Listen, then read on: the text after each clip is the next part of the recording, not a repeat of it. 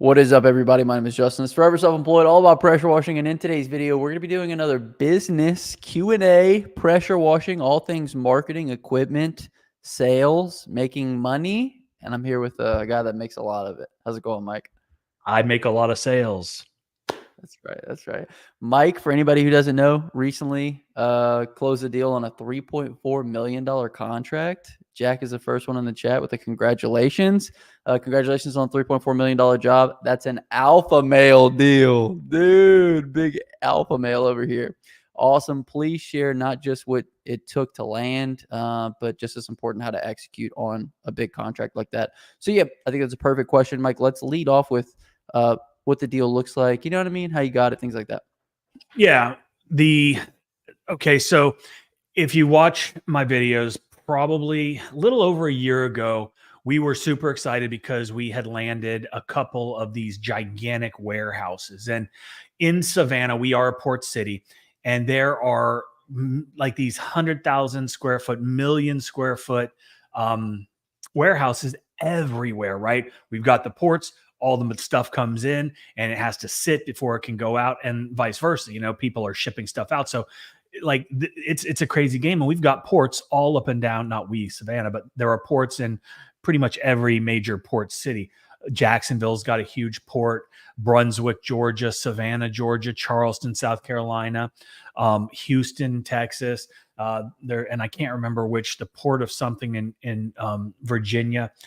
Anyway, there's a company, the company that we did the work for initially when we had done it was actually a really awesome job. We had done the two huge buildings, all of their truck area, and I can't remember what they call that, truck courtyard, the truck courtyard or the courtyard, and then a couple smaller buildings that were like 50 to 75,000 square feet. And anyway, over the past couple of years, we've done a lot of work for them, and I get a call from my point of contact there, and he's actually at their corporate headquarters. And he was like, "Hey, do you guys travel?" And I said, "Well, I love to travel, but like to go on vacation." And he goes, "No." And I was kidding, of course, but he said, "No, we're implementing a new process across all of their 60 million square feet of warehouse that they have across the country. Huge company.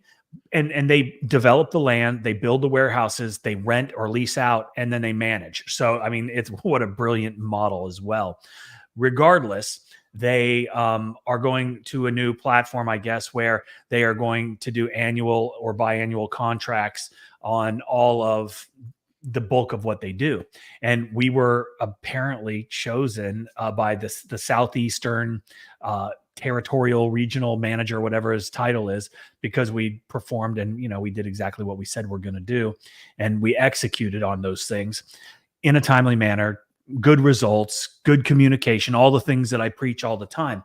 So they approached us. They said, "Yeah, absolutely. We'd love to get, you know, a bid from you," because it wasn't a locked in deal by any means. I knew what we had quoted on all their other stuff, so I had a pretty good basis of what they thought was fair. And for me, it was very fair. Regardless, I submitted it, and we got approval about a week and a half ago that we had got a 2-year. So, you know, 3.4 million. Yes, that's over 2 years. And that is gross. That is not net. We will be also outsourcing quite a bit of this. We're going to handle everything in Savannah, probably Jacksonville, probably Charleston, and Houston and Virginia. We are probably going to not probably, I'm definitely outsourcing, because I'm not sending, you know, trucks and trailers that far away. Just logistically, it doesn't make sense. So there will be some new logistics that we're going to have to figure out, some new relationships that we're going to have to forge with, you know, guys that do what we do in those particular areas. So, you know, I've already had several people reach out. I've got their contact information, and I will vet you. I will make sure that you know what you're doing. I mean, this is very, you know, this is very important for my business. And I want to make sure that we're dealing with the right people that can perform and be good stewards of my company name, because you're going to be under our umbrella, and that's very important. So that's it. Absolutely. So if you're in those locations, you know what I mean, feel free to reach out. Obviously, we're going to be selective to the people that we've done work with in the past, obviously. Um, Now, a lot of different things had to go right on this job. I think first and foremost, Mike getting this contract proves one thing that we talk about all the time on the channel, and that is people want to find a good contractor and they want to give them all of their work. I mean, like, think about the person in charge. Obviously, this is a huge region. They could have literally sought out different people from different places, but they were like, Mike did great work. Let's give him the contract. He can handle it all. Okay, so a bunch And of things had to go right. right. Well, and I think for them, it's smart because they are kind of saying, okay, we don't want to handle the logistics of every single warehouse and deal with all these different contractors. Let's find one person in each region that can, kind of quarterback the entire deal. And this is very common. I mean, we see this with, the larger chains of fast food restaurants. Sonic will hire a national company, or CVS pharmacies, they'll hire a national. Walgreens, they hire like a national company that then goes and tries to subcontract out. We have found working for those people has not been advantageous. And when we get those calls, we kind of just, say thanks, but we're not interested, just because that company's trying to make all the money and it doesn't leave any room for us to make money and be profitable to go out and do the work. And so with that being said, for Norfolk, Virginia, that's where that port one is, or that those warehouses are around Norfolk. And then in Houston, well, anywhere where we're not going to do it, I am going to make sure that it makes sense, right? I'm not going to get greedy. I understand you're going to be the one that's going to be doing the work. You're going to be handling the, rental of lifts, because that's going to be a thing. And with all that being said, we'll compensate incredibly well for those two locations. Right, Mike, you're kind of putting yourself at a bad negotiating position by letting people know exactly what the contract is worth. But we need to let people know that these kind of contracts are out there, and what are you Well, losing they by don't know not what having them? they don't know what each individual thing is worth. It's a $3.4 million 2-year contract for 6 cities. So That's perfect. Now I can just divide, Mike, and I can figure out about how much each one you is worth. can't. That's not You're my not. point. My point, okay, it's all good, Mike. My point is this: there was a lot of things that Mike had to do correct to get in front of these people first and foremost, to then talk to them, close the job, do a good job, and then do such a good job and make such a good impression that they then come back to give him all the work. So there's a bunch of pieces that go into landing big contracts like this. Me and Mike have like one slot left on our coaching program. I want to let you guys know, if you want to get in, it's things like this are worth, like, dude, this is like way more than anything the coaching costs. But like the commercial script, getting in front of the right people, knowing what to say and how to follow up, those are the key components. When you say so, Mike? Absolutely. Okay, sweet. So anyway, yeah, Mike's going to be on the hunt for some good people to help fulfill this contract. But that wasn't the only thing you closed this week, Mike. You also had 14 bank locations that closed for what, $85,000, something like that. 84. Yeah, and that's a year contract, so that's pretty good. I mean, we've had a good couple of weeks, but Those are and good. so but like this is something that we've talked about before, Justin. Where yes, awesome, I got a piece of paper that said you've been awarded this based on this criteria, whatever. But that doesn't mean that's money in the bank, right? If we go out and we do an ass job, guess what happens? They throw the paper away. The contract is only as good as the paper it's written on. And so again, this where it all comes back to running a business, like a professional, having the systems and processes in place to ensure that you are able to fulfill the promises that you make when you commit to big jobs, to any job. And that is one of the fundamental flaws, I think, that so many people have when they start a business, specifically in the home service industry, because it is such a low barrier to enter. Right, monetarily, it doesn't take a whole lot to get started. Now you can, obviously, but you don't have to. And because of that, people, they get all excited about the equipment, the chemicals, right? And these are very important aspects of it. But if you don't have the back end, right, the administrative part, the marketing, the sales ability to scale your business, then what do you have? You got nothing. And so watch our channels, because we really, really focus on those things specifically. Get in on the training, because we focus on those things specifically. Yes, we have how to wash. You can learn all of the ins and outs, the processes, the procedures, the chemicals, how to mix them. That's very important. You have to know how to do that. But all of that is irrelevant. The equipment is irrelevant unless you can get the jobs, unless you can get the customers, and then maintain those relationships, build on those relationships like we did. We did a good job. They said, hey, excellent work. We trust you. We want you to do more for us. And so that's kind of where we're all at.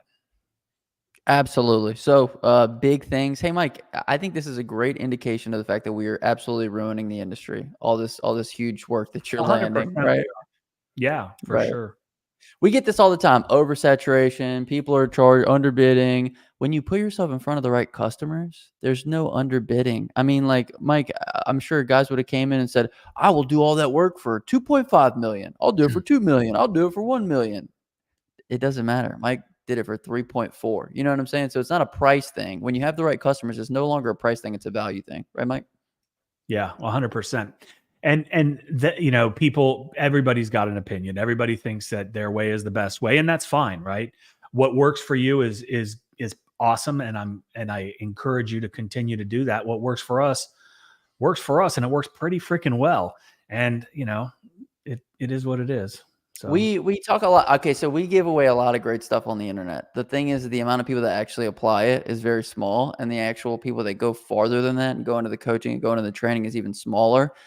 So I don't know. All that to say, there's plenty of room at the top. You know what I mean?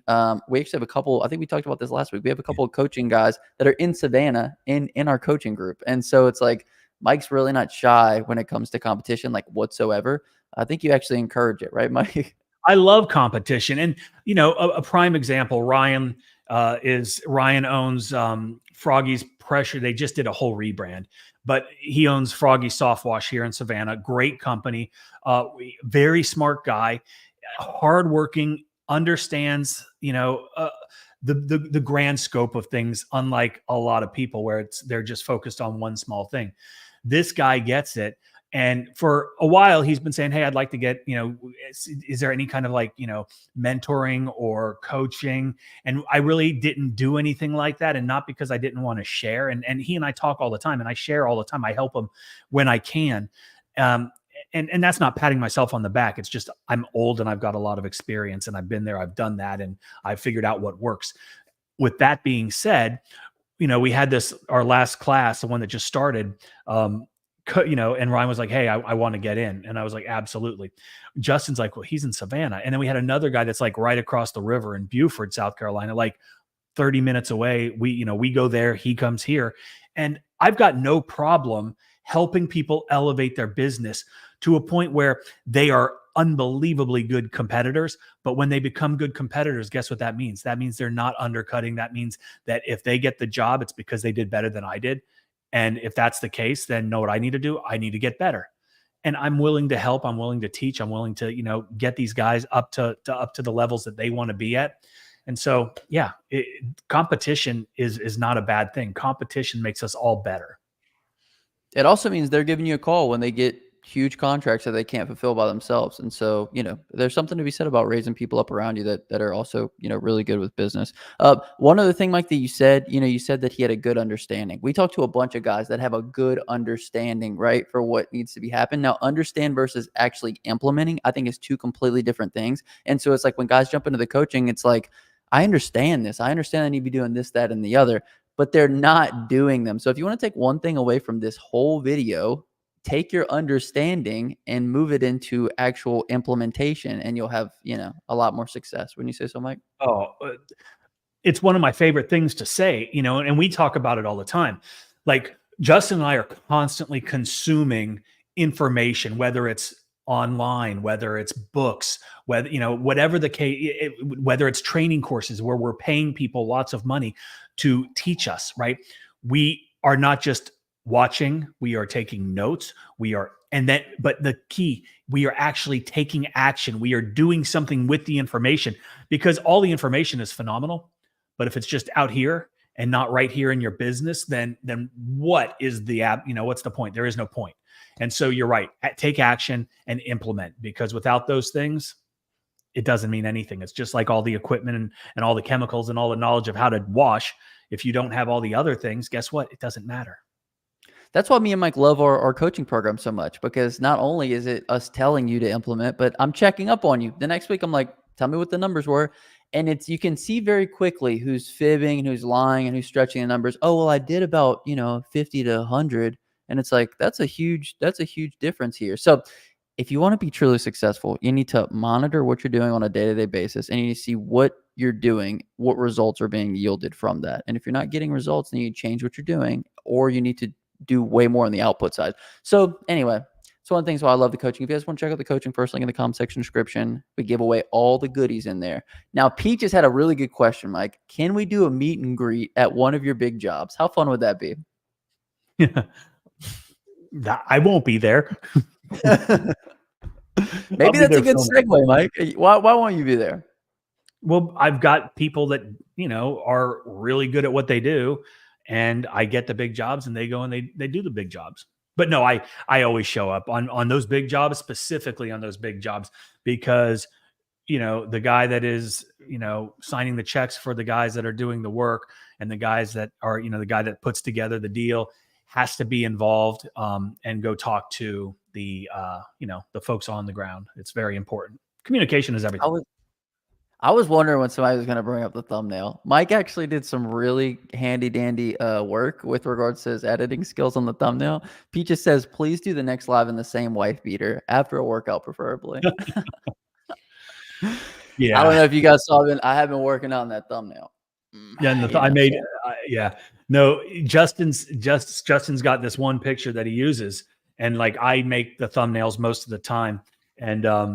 And it's just like, it's like cut off right here. And I was like, I need more of Justin. So I Googled muscular tank top model.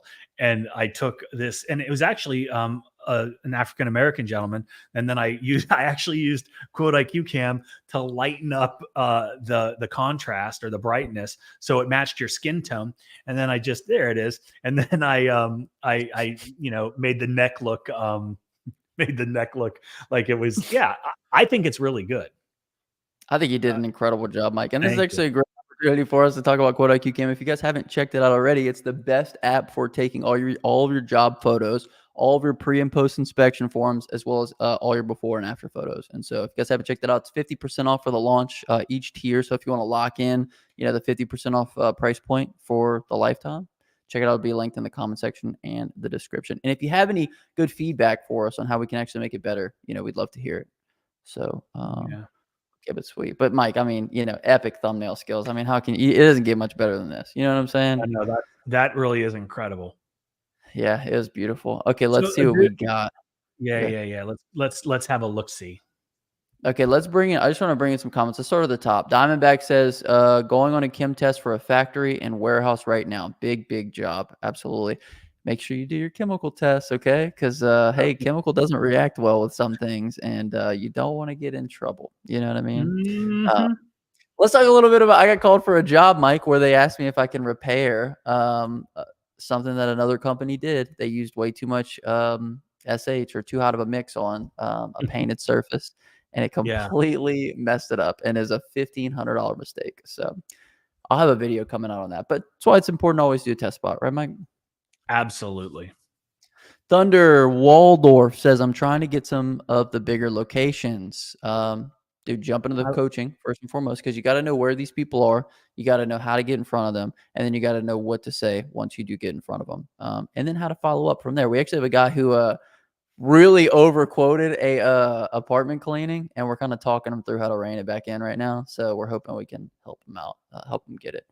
Apartment complex cleaning. GNC says, congratulations. Happy Friday from Sam.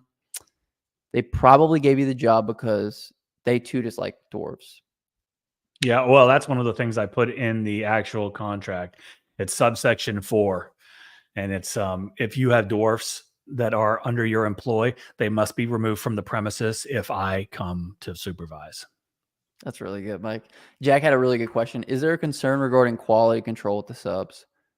Well, yeah, and that's why I said that I would vet extensively. I mean, we're talking, obviously general liability. We're going to be talking about workers' compensation. You will be under our umbrella, but these are important things. Just, if you're not serious enough to have these things in place, then you're not serious enough to be representing my company. miles and miles away. So yeah, we're going to be doing a deep dive. And it's just like when I hire employees, like there is a very specific set of parameters and barriers that one must go through to actually, like get to the point where we're even going to talk about the hiring, and it's going to be the same thing.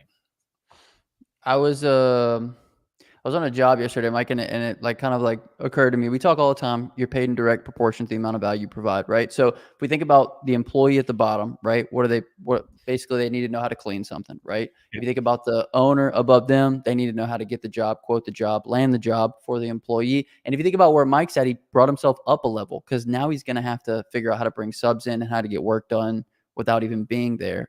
So that's why you can get $3.4 million contracts, because you've become so valuable. You can now coordinate teams to get large amounts of work done. Wouldn't you say so? Yeah. And we've used subs in the past. My business has gone from 2 trucks to our highest. We had 8. Now we're back to 3, 2 full-time.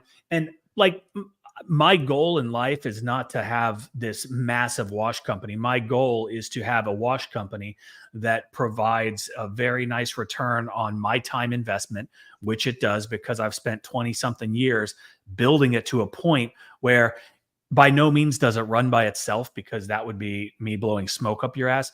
But we've got systems and we've got processes in place, and we've got good employees who are well compensated that do a good job. And you'd mentioned, they need to know how to wash. For my business, you need to be able to wash. You need to be able to communicate with customers. You need to be able to be a good representative. You need to, convey professionalism when you're on site. Like there's nothing worse when I see these, just raggedy ass looking guys in shitty looking clothes and shitty looking trucks with terrible equipment that are smoking on the lot. Like they're just, it's like, no, if you're going to be with me, then you are going to be a professional, and you are going to basically be the representation of what I want in the field all the time.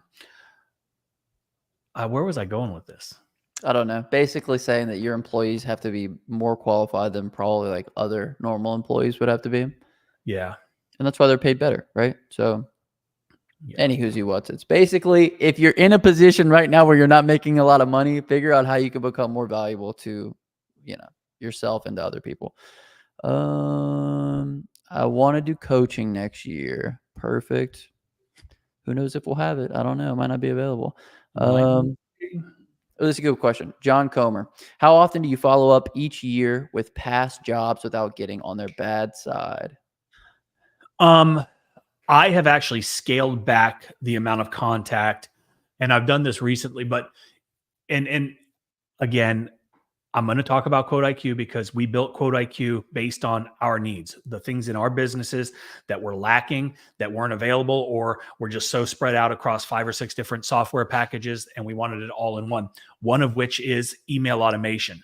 And our email automation is, in my opinion, absolutely the best, because we designed it based on what I wanted.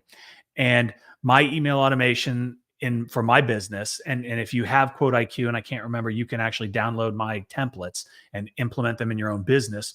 But I think in my nurturing sequence, which is after the point of the last invoice being paid, I think I've got like 5 or maybe 6 emails spaced out over the next 12 months, 11 months.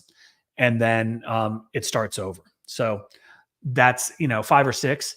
And again, it's not always, hey, I need your business. It's, hey, just checking in, wanted to see if there was anything you needed, just TOMA, top of mind awareness, right? It's not always about selling. It's not always about, a pitch. It's not always about, the handout asking for more.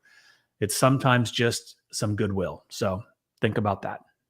Something good to think about. Me and Mike are actually probably going to be doing a class here soon about just emails out to lists and things of that nature, things that Mike likes to implement, things that, I've implemented as well. And yeah, so just be on the lookout for that. It's going to be good. I have to scroll down to bring Liam's comment in. My Lord, Justin, that wife beater in the thumbnail was pure clickbait. Liam, let me tell you, what's underneath this shirt looks a lot like that thumbnail. Come on, big guy. What looks a lot different than that thumbnail? Let's be honest. This group is predominantly men, and I don't want Oh, to show anybody up or make anybody feel bad. You know what I'm saying? So, yeah. yeah. So appreciate it, Liam. Hold on, I got to take you next class. Next live stream I'll do in a wife beater. I'm just kidding. Okay, let's see where we're at.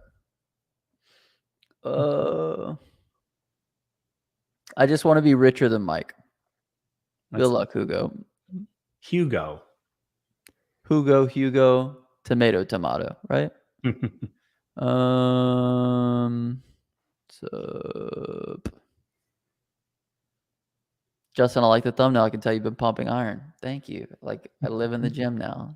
You know who lives in the gym now? Chris. Dude, every time Chris calls me, I hear like clanking in the background. I'm like, dude, how many hours a week are you spending in the gym now? He spends like 10 hours a week in the gym. That's Absolutely. awesome.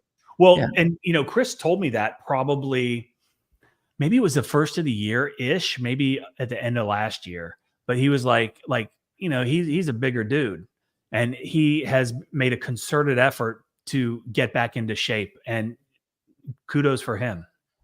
Absolutely, absolutely. It's really all about where your attention is, right? Because I mean, like, this is one thing I found in my life. I get really one-sided, Mike. I'm either like really, really dialed into like business and growing and making money, and then I'm like, oh shit, I've neglected these other things, and then like I have to like shift a little bit, and then I get like drawn back over, and I'm like, oh shit, I probably need to. You know what I mean? You ever get caught in that, Mike? All the time. Like prior to 2019, I was 100% committed to like I was an animal. I weighed like 240, like no body fat. I was massive. And then I died and I was on a coma and lost all that weight, so that sucked. And then I was like, I looked like a little high school student. And then I obviously I put some weight back on, but you know, I do. I have lost focus over the past year and a half, 2 years. Pretty much, Quote IQ has taken me out of the gym. I still run and bike every single day, but Yeah, no, yeah, it's like Mike had built that into his routine. So I think if you wanna make something a priority, build it into your routine. I think it's have probably to. one of the biggest things. And then accountability, because like my wife and I do that every single day, right?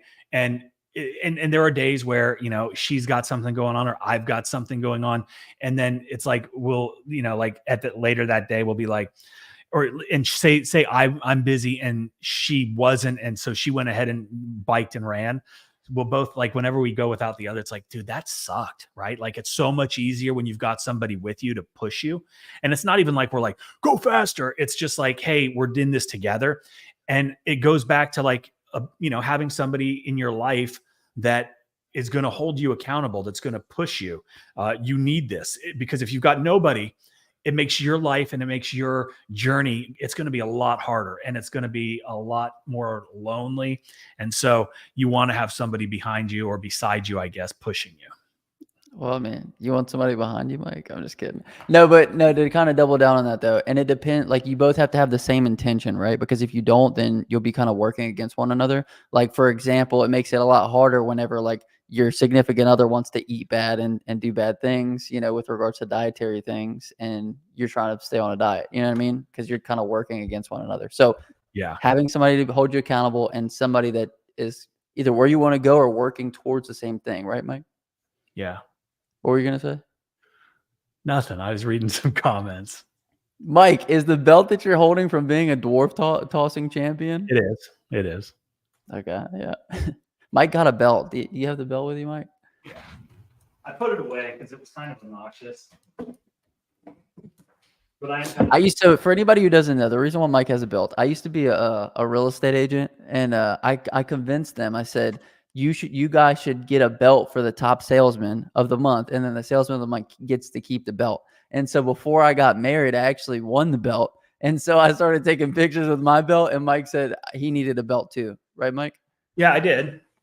And so it's the undisputed. And I did this kind of like, oh, is it upside down? Yeah.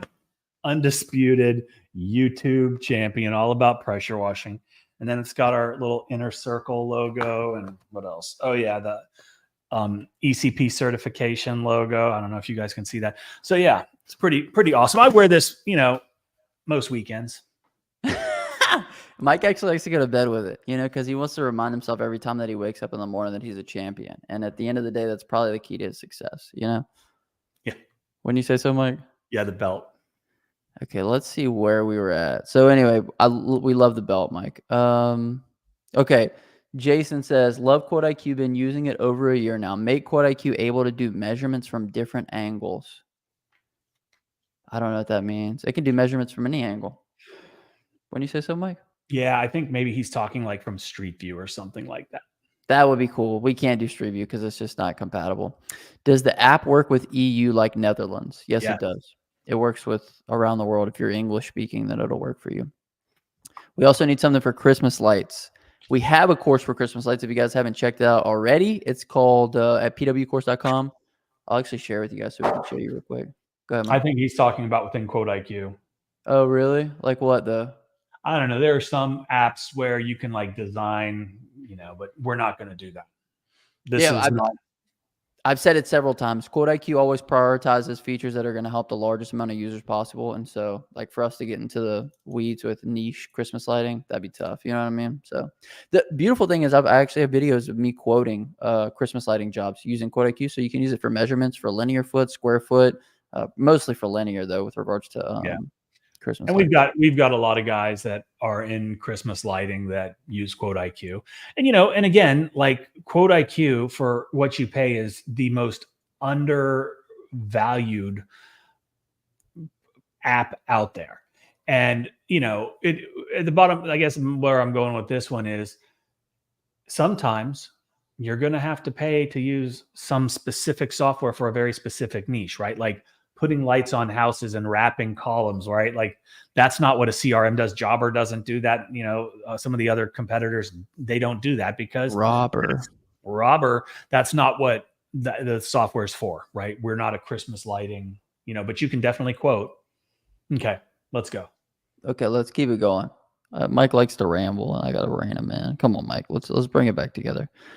My Facebook ads aren't working. What should I do? Okay, I'm actually going to be doing a Facebook ads class coming up here. So that way I'll be able to look at your ads. I'll be able to tell you what I'm doing. Oh, I recently ran an ad for my buddy Chris. We did 74,000, I think almost 80 in quotes for his business. So Facebook ads are alive and well. You just have to know how to maneuver around. I would say two biggest problems right off the bat are people are unwilling to spend the right amount of money to get in front of the right people, A, or they're running bad ads, so they're spending money and wasting that money. And see, if you don't have any kind of plan with regards to Facebook ads, you're just going to start throwing money and testing things until you find what works. And so that's where people get themselves into trouble. Like I said, I'll put together a class for you guys so that way it'll be live like this. It'll be fun. We can go through everybody's ads and break it all down. So be on the lookout for that. Alpha Glitch.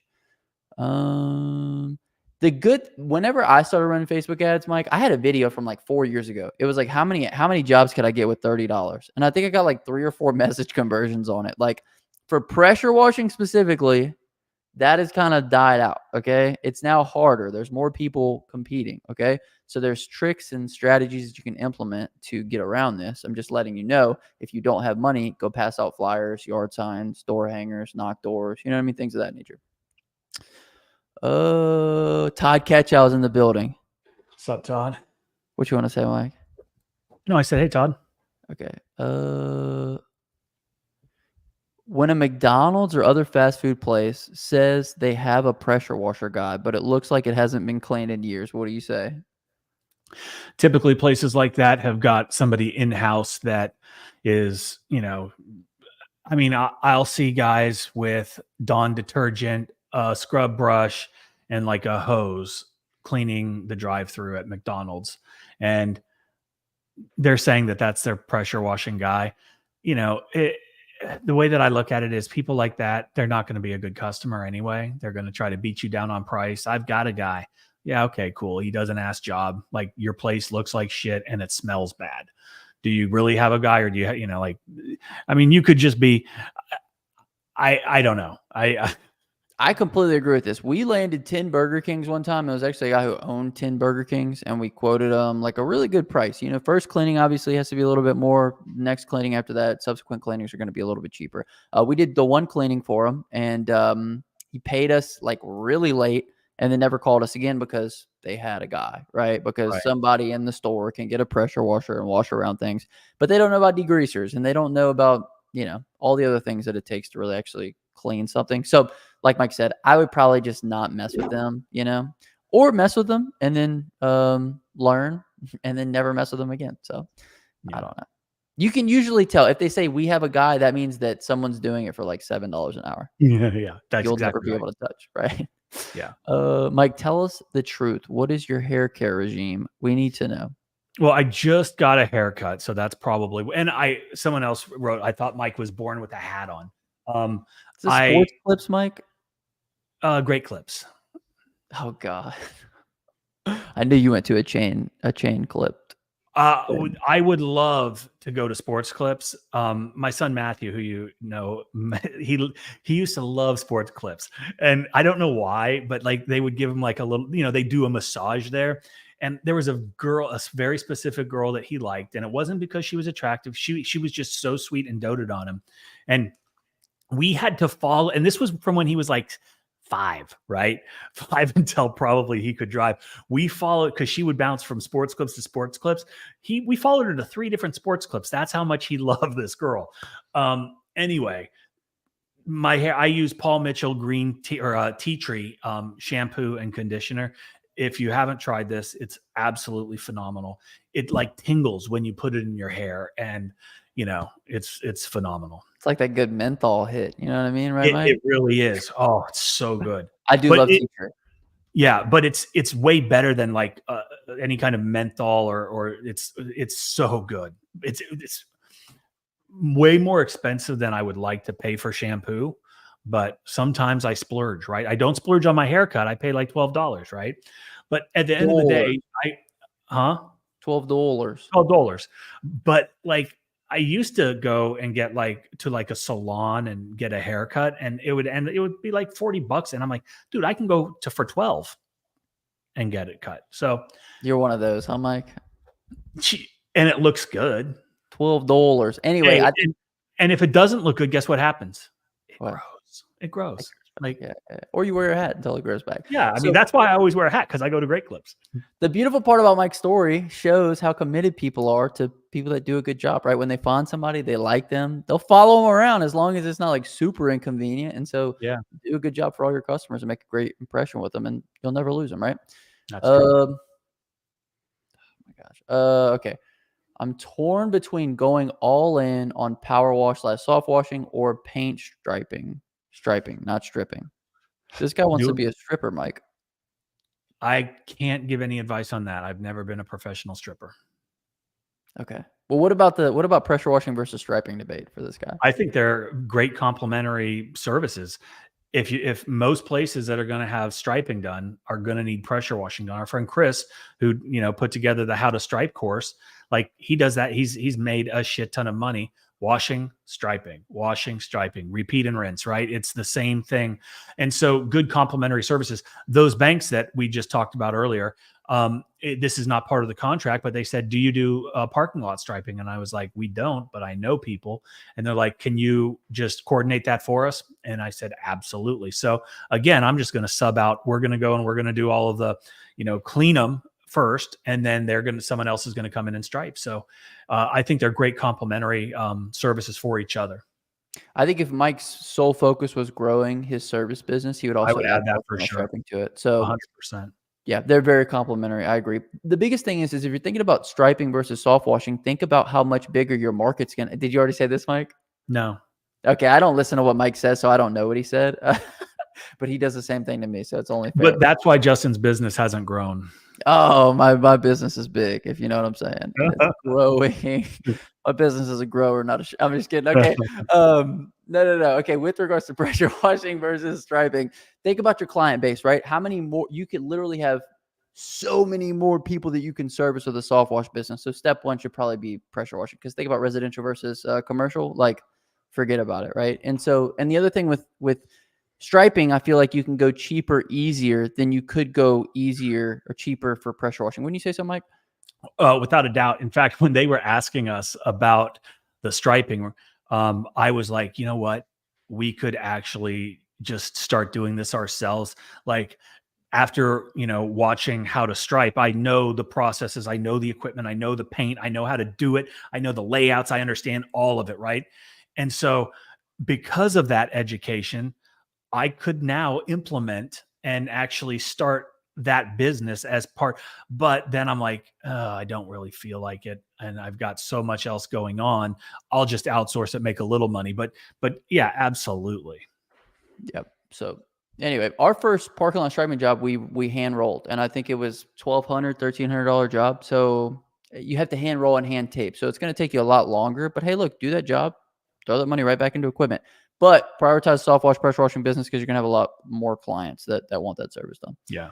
Always prioritize where people want things done. Everybody's like, what business should I start? Okay, start with this. What do people want done? Start there and then build out from there. Because I was doing this video earlier on in the week, Mike. Somebody was like, I want to start a pressure washing or a striping business and I have no money. And I'm like, okay, you have no money. You have no choices. Okay, ask people what they need. Offer that as a service. So because when you get into like, what service do I offer? Well, it's like, well, if you live in Arizona, there's probably going to be a lot less people that need pressure washing. There's probably going to be a lot of other businesses that would be good to offer. Right. So, what's up, y'all? Thank God it's Friday, but I work 6 days a week. Washing a wizard. What's up, Dewey? Mike sent me your video, Dewey. Oh my gosh! For anybody who doesn't know, Dewey recently released a new video where the whole thing he's talking in an Australian accent. His intro sequence is actually pretty good, though. I'll be honest, I'm pretty jealous of it. It's like a dragon. Yeah. Okay, Mike, can we talk in an Australian accent for the rest of I'm this? not good at an Australian accent. Australia, mate. I can do a couple accents, but I think people would be like, dude, you're racist. Dingoes. I like Indian accents. They're probably my favorite. Oh, well, no, I can't do it right now. I'm on the spot. Okay, all right. I'll do it for you guys later. I'd be liking to know if you would like me to come and wash your house. Welcome to my good video. That's not racist. That's just like, anyway, let's not get into it. One time, guys, if you guys want a funny story, let's do a funny story real quick. I made a short about an Indian and a TV. I made a short about Native American and a TP. I think that's what got me in trouble. I referred to him as the wrong thing, right? And so I immediately got canceled. And like the comments started coming in like boom, boom, boom, boom, boom. I was like, dude, I'm gonna end up on Reddit and then my whole life's gonna be over because I accidentally called someone the wrong name, right? And so I took the video down, but I shared it with Mike. And then Mike remade the video. I knew it was gonna be viral. It did like 3 million. It not only did I remake it, but I like even went more hardcore on like all but the wrong Mike, things. see, the difference is mine was from me saying it. Mike did a character, so it was like forgivable. You know what I mean? Oh, it was not forgivable. You don't want to get lost up in all those racial things. Okay, what's your highest revenue for 1 year and how many trailers in the field? Me? At least $100,000. What a rude question. I mean, at least I think it's rude. Mr. Toybox. Maybe Mr. Toybox has a lot of money. He can let us know. Yeah. Well, no. So, back at our heyday, when we had 8 trucks going and, God, lots of moving parts, but we were absolutely crushing it. And that, those couple years where we were able to consistently have, good employees. And this is back when we were doing tons of restaurants and residential because we had so many guys. And then we were dual purposing trailers. Like they would come in and go right back out. And, they're probably not the best way to do it, but it was like the cheapest way to do it. But yeah, I mean, we were well over 7 figures, not well over 7 figures. We were above $1 million in gross. Absolutely. People love to throw around the gross number. Is that the gross number? Yeah, is that gross or net? It doesn't matter. It's $1 million. Fuck off. Yeah. But Mike, there was expenses in that. I want to start a small power washing biz. I don't know much. Didn't have a lot of money. What should I start with? Thinking driveways, sidewalks, houses? I mean, that's what most pressure washing businesses start with. Go for it, Jamie. Jamie, we just talked about this, okay? Don't start with what you want. Start with what other people want. I mean, obviously, pressure washing is a good way to go, but no money. You don't have a lot of money. You don't have a lot of choices, okay? What can you do for money as quickly as possible? It's more, within reason. Good God. Somebody's on InstaQuote on the website testing it out, and I keep getting these notifications. Like, this dude's probably gotten 14. He's trying to figure out your pricing matrix. If I just get enough instant quotes, I'll figure it out. Okay, perfect. Let's see what else we got. Read RJ Spina book about mastering your attention and intention for incredible success. Absolutely. I'm new. What program? How to wash. pwcourse.com. Let's show you guys real quick. Let me share screen. Boom. All right. So Quote IQ, you can try any tier of Quote IQ right now for $1 at myquoteiq.com. You can also send estimates, invoices, collect payments, collect tips on invoices, and get reviews for absolutely free with Quote IQ. So that'll be linked up in the comment section description. If you want any of these courses, I believe you're talking about how to wash. This is our washing course, over 8 hours of training, everything you need to know about how to wash every surface on a residential job site. So it's a really good training. We also have our Christmas light boot camp, which is incredibly timely for this time of year. If you're thinking about offering a service for the winter, I would definitely recommend going this route. And we just got a bunch of other great stuff on here that you guys can get. If you're interested in getting some training, if you want some in-person one-on-one, if you want us to dig into your business, that'll be linked in the comment section description. Just fill out the form for the one-on-one training with Justin and Mike. Okay.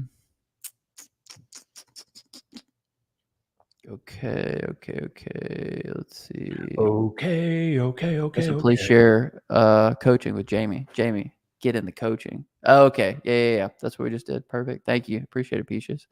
Peaches with the assist. Christmas lights, I noticed, kind of interfere with late season house wash with gutter brightener. Yeah, some people opt out of house washes because they've got their Christmas lights up, and that's why you need to do a strong, heavy push leading up into the lighting season. And like we do, I mean, I go hardcore. Like, don't decorate a dirty house. Like, that's my tagline. Use it. And I lean hard into, like, your neighbors or your family and friends are coming into town. Like, this is the time of year. You've got Thanksgiving, you've got Christmas, you've got New Year's, right? Like, let's get it ready before the lights go up.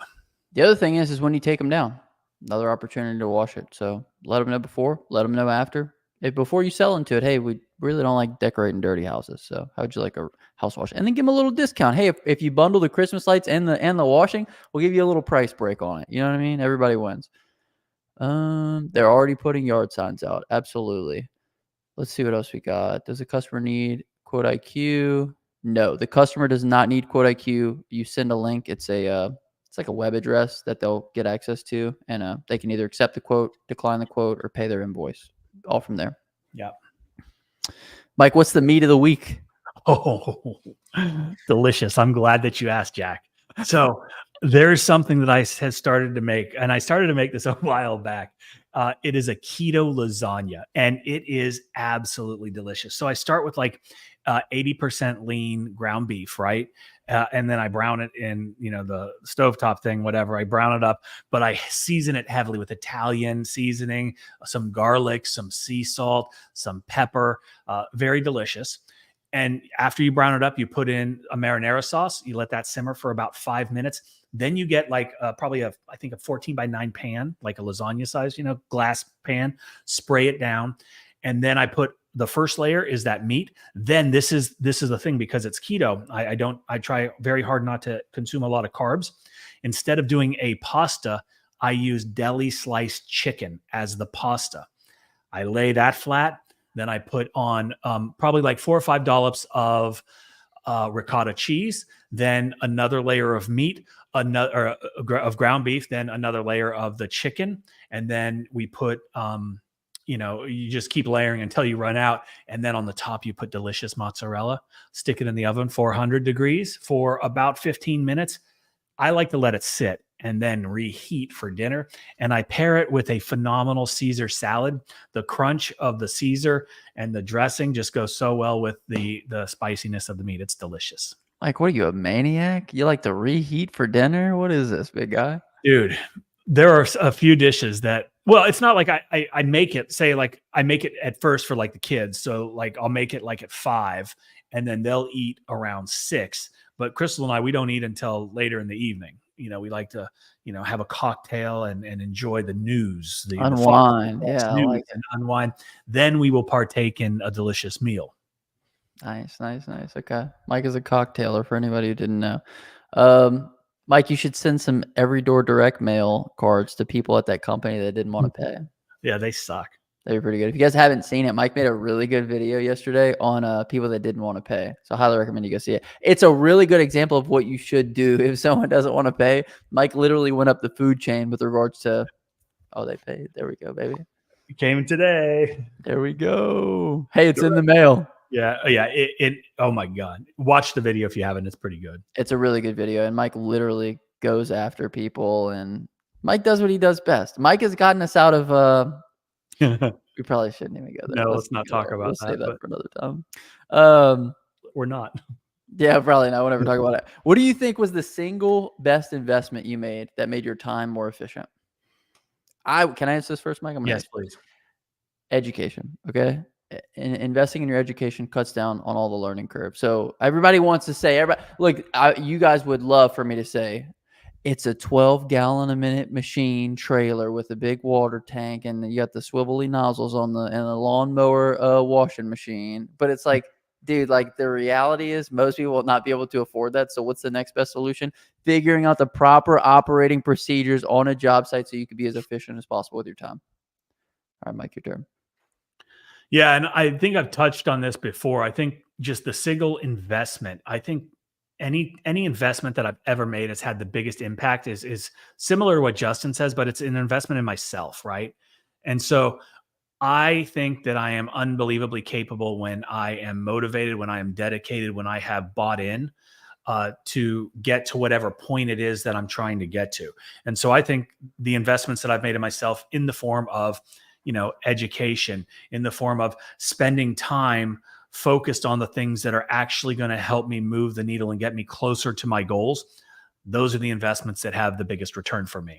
Coaching. We literally, dude, we have one guy, and I'm not even gonna say his name because I was about to say it. We have one guy in the coaching program. Week 1, he's like, yeah, I get about 1 call a weekend to my business, and I'm not landing barely anything. To now, he just signed like a $30,000 contract, and he's gonna do like $14,000 in churches. Like, absolutely crazy. He went from like no lead flow, not doing anything, to like literally having like $40,000 in work. So it's just like, and there's some, and I will say this, that like we've only had 3 calls with that group, right? There has been a tremendous amount of information and value that they have received, but that alone is obviously worth whatever the price is with the results that he's gotten.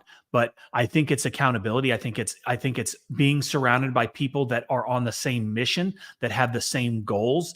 And when you've got people that are around you like that, that aren't saying, oh, you can't do this, you're stupid for, trying to start your own business, you should just go back to work at wherever, right?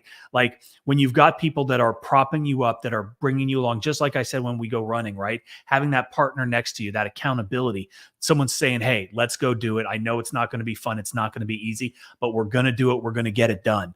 And we're going to feel better about ourselves when we are done. And it's the same with your business. And it's the same with our coaching. Like, I think him having us kick his ass has been one of the biggest motivators and reasons why he's implemented the things that we've taught, right? absolutely, because I go hard on him. I'm like, dude, what do the numbers look like? Did we get what we said we were going to get done last week? Justin does go hard on him. Well, dude, people pay good money to be in this coaching, so I will either get you results or make you quit. So, and I hate to say it, but that's how it has to be. My buddy also talks a lot. I have a friend that talks a lot about permission slips. That's what we are in this group, and the other people are in it. Like when you see other people having big wins, it's like, dude, why am I not getting big wins? Why am I not, doing better? So it's permission slip. Once you jump in, it's like, oh, I can do this too. Like we're all good to go. Look, thank y'all. What kind of accent would a wizard have? British or Aussie? What do you think, Mike? I don't know. I mean, like the Wizarding Waverly Place, they were American, but then Harry Potter was British. Wizards of Waverly Place. I don't know. That's funny. I feel like British is really fitting for a wizard because it's very proper. Proper. Dewey's not much of a Brit. It's election time. People are sensitive. Oh, I wanted to bring this one up. Pressure washing is saturated. Then offer something else. It's not saturated.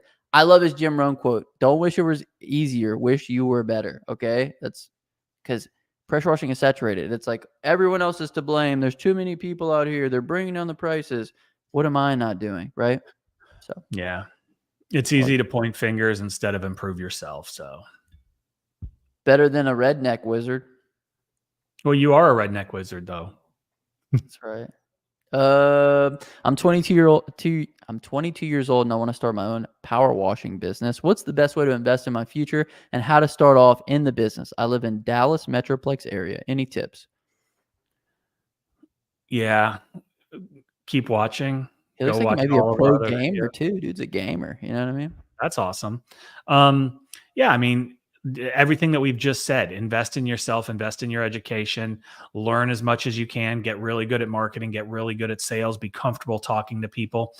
These are the things that are going to allow you to generate leads and get eyeballs on your business and then close those leads into paying customers. So then you can use your skills in exterior cleaning and the equipment to perform those skills so you can get out there and have a business. So it's all of these things combined. Are there any tips? Yeah. Get started now. Don't wait. Don't talk about it. Just do it. And, again, I think you're in a huge market and you can do whatever you put your mind to.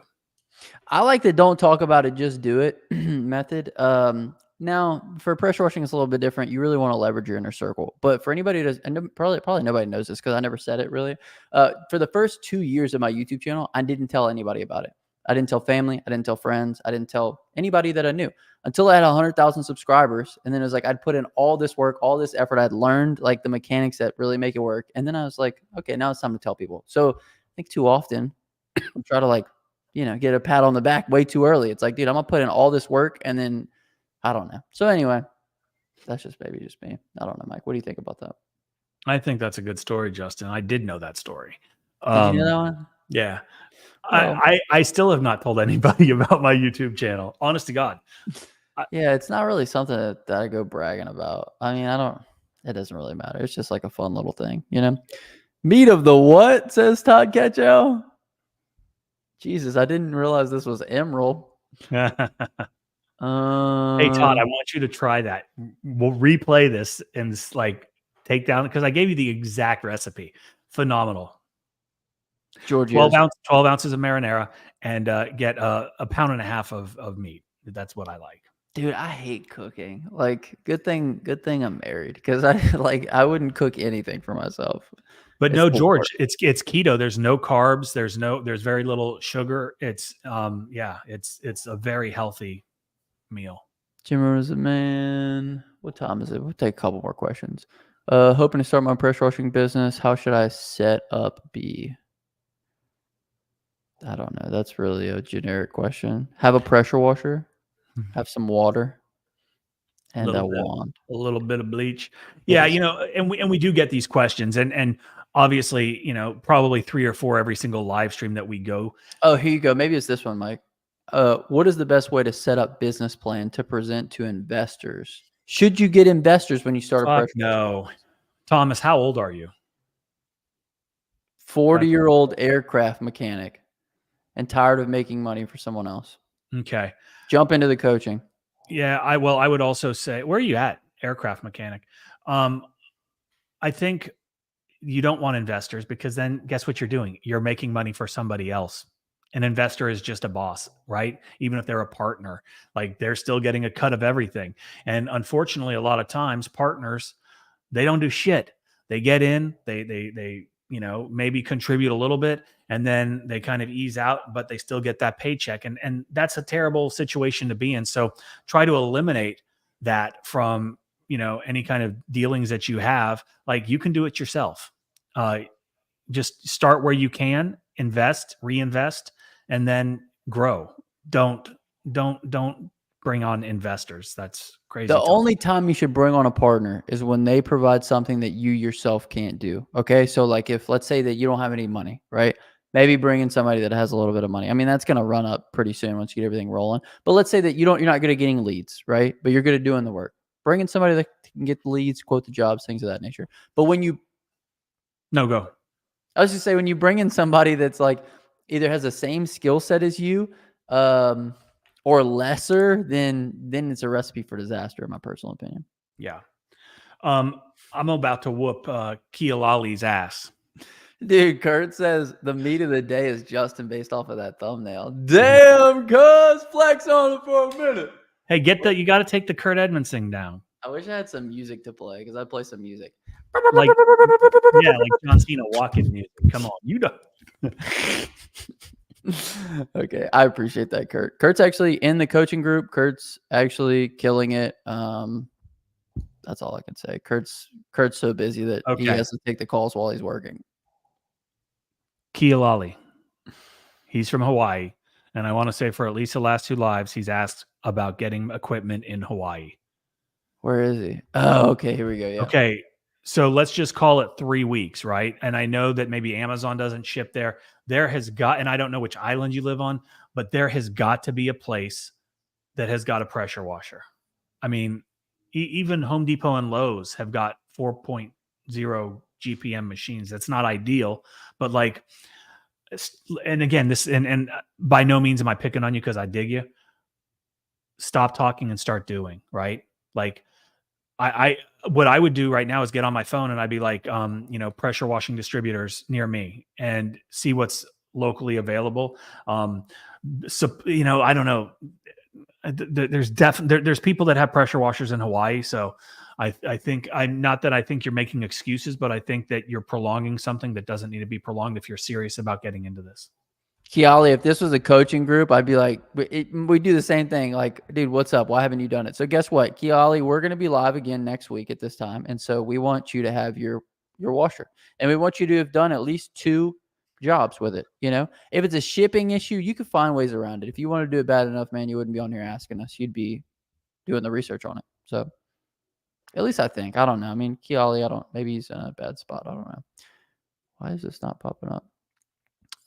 Jack says, always use your energy for doing this, not for talking. Also, by telling people your plans, their energy can affect your plans. Completely agree.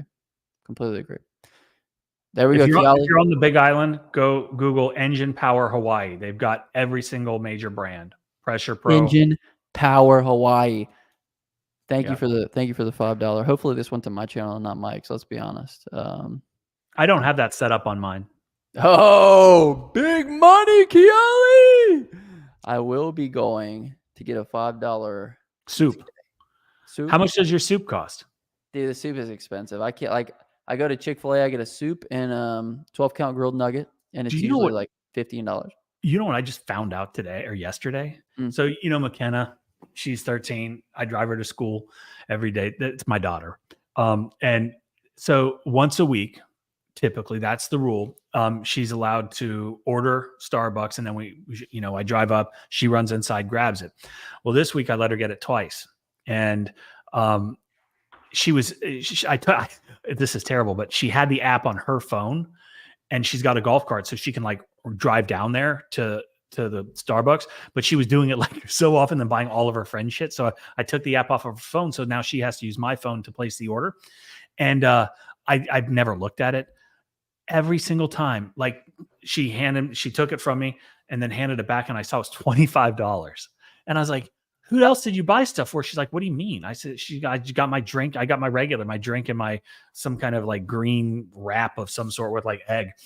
$25. Starbucks is making a freaking killing. Isn't that amazing? Dude, they're hitting you every time. Boom, 25. I need to turn on the super chat so I can get some $4.99s. That's right. Offset that Starbucks bill. Keali, I'm sorry, dude. We can't. We're gonna KM over here. Maho, I could say Maho. We need you to get a pressure washer by the next call, and have done a couple test jobs. So let's see if he runs it. He says copy.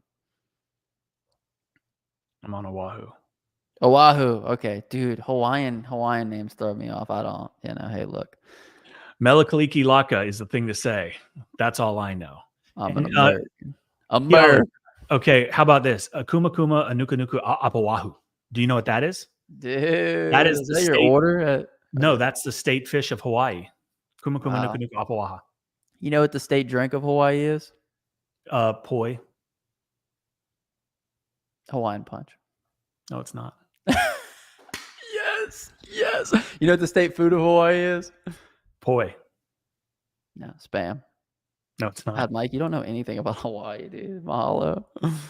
Okay, what do we have time for? Like one more question? I don't even know. I would just like to talk to. I wish he could tell me how to phonetically say his name correctly. Yeah. Well, you know. Kilahi. Either way. Kilahi. Okay. Let me see what this other guy says. Curious what the PSI Chick-fil-A can scratch cane stomps. I've never had Canes, and I've heard it's really good. Canes is good. Yeah, Canes is good. It's just chicken fingers, though. You I know, it's mean, funny. It's like Canes is kind of like Bucky's, whereas like we don't have any Bucky's anywhere close. So like it's always like a big deal. And I actually never knew even what Bucky's was until I think you told me about Bucky's, and then we stopped at one, and like it's freaking amazing. But Chick-fil-A, like I've got a buddy that lives up in Canada, and he's travels in the Northeast extensively, but they didn't have Chick-fil-A's up there forever. And so when he has a place in Florida, and he'd drive down from Canada to Florida, and he called it a Chick-fil-A. He's like, oh man, every time we go through Georgia, I stop at a Chick-fil-A. But you know, like wow. it's yeah. Chick-fil-A, I don't know, dude. I think they kind of, I like them still, but anyway. Chick-fil-A is a phenomenal business model, and not just from like their quality control, their ability to move people through the lines, right? Their marketing is on point. The fact that they treat their employees unbelievably well and they get high quality employees. Chick-fil-A has been giving kids college tuition, has been paying for college tuition since I was a kid. Since I was like 8 years old, I remember one of the guys that lived in my neighborhood got a job at Chick-fil-A, and they contribute to his college fund. Really awesome company. Then when after I graduated from college, I went to go work for Georgia Pacific, which is a giant building products manufacturer. And one of my largest accounts was it's a company called Clayton Fixtures. Okay, they're out of Atlanta, and Clayton Fixtures, giant cabinet shop, right? Like cabinet and caseworks. So like when you go into a Chick-fil-A and they've got like the counter fronts and like the little area where they've got the condiments and all of the booths and stuff like that. Companies like Clayton, they build out those that furniture, if you will, for Chick-fil-A or whoever. Huge customer of mine. Like I don't know, $2 or $3 million a year, I would sell them worth of hardwood plywoods, like maples and mahoganies and high end, decorative hardwood plywood. Bottom line, Chick-fil-A said, Clayton, you guys do a great job. We're going to go ahead and buy you. So instead of like outsourcing, they said, we just want to take you all in. And so they just, and they've done that with multiple things, their distribution, the trucking, like they don't outsource. They just envelop and then grow and grow and grow. And that's why they're able to provide such superior, it's a customer experience thing, right? And I talk about that all the time, right? If you can provide a great customer experience, then you're going to have a phenomenal business. Chick-fil-A has done that. That's why when you drive by any Chick-fil-A, there's a line wrapped around the building. It blows my mind any time of day. There are 4 Chick-fil-A's in Pooler, Georgia, within 4 miles of each other, and they're all packed all the time. It's phenomenal, but it's all about the customer experience, and people know what they're going to get when they get there. And we all should try to implement and integrate these types of ideas into our own business so we can grow and scale and do as well as these big businesses. I think there's something to be said about their hours too. The fact that they're not open on Sunday leads to like exclusivity with regards to Chick-fil-A, because like who else is not open on Sunday?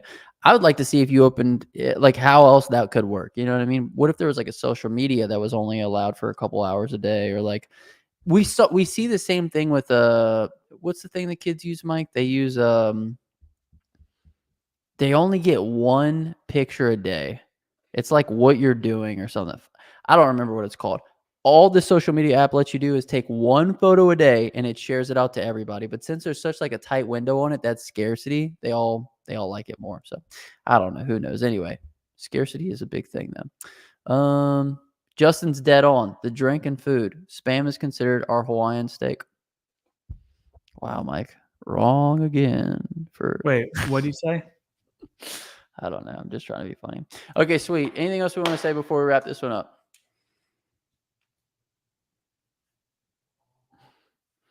Oh, Don't you're worry, asking me? Mike has to Okay, read this. K Alali. Oh man, I'm bad. Okay, See, but I K. still can't read this. K Lee. How do you say the Li with the apostrophe I? It's kind of like he's a rapper, like Lil Wayne or K Lee. KLEE. I think that's right. KLEE. KLEE. KLEE. Yeah. Yeah, Justin is dead on with the drink and food. Spam is considered our Hawaiian steak. telling you, Mike. I was on your live on your channel, but didn't see the money chat, so I jumped over to Justin's channel. Nice. Well, we appreciate all the dollars over here, big guy. Come on. Okay.